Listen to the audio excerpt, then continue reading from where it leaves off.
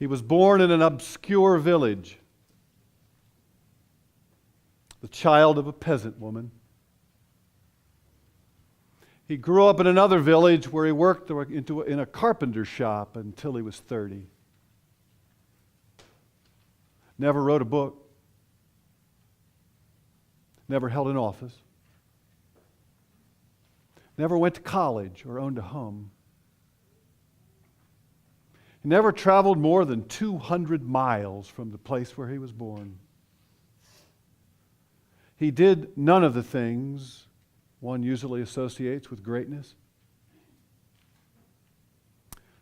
When he was only 33, the tide of public opinion turned against him. His friends ran away. He was turned over to his enemies and went through the mockery of a trial. He was nailed to a cross between two thieves. As he was dying, his executioners gambled for his clothing, the only property he had on earth. When he was dead, he was laid in a borrowed grave through the pity of a friend.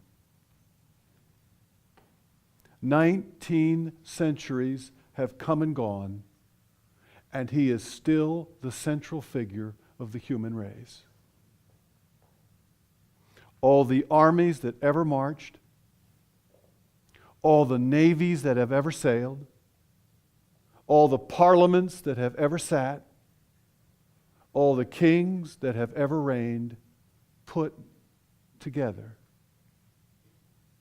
have not affected life on this earth as much as that one solitary life.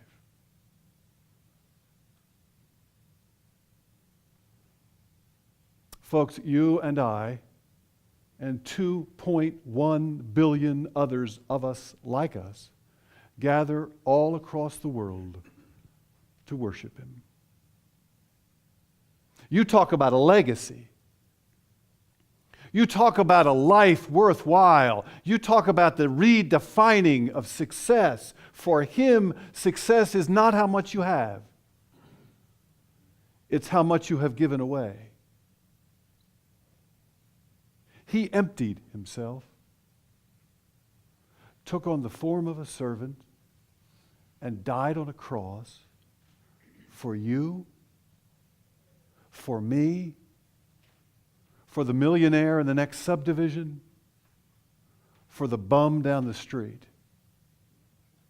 And if you were the only person alive in the world, He would do it again. How do you respond to something like that? What do you do? Maybe the only way to respond is to model our lives after His life. If I asked each of you this morning to come up with a list of angels in your life,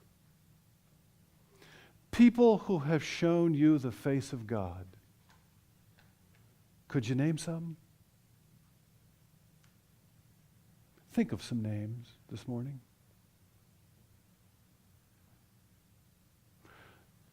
Or more importantly, if I asked other people to name angels in their lives, would any of our names be mentioned? Modeling our lives after His life will get us on the list.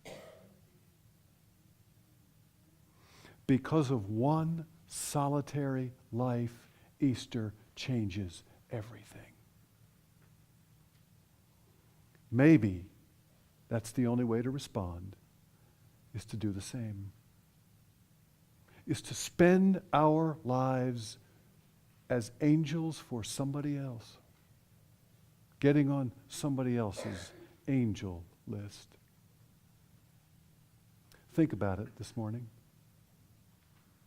In the meantime, the stone has been rolled away. The tomb is empty. blessed be He.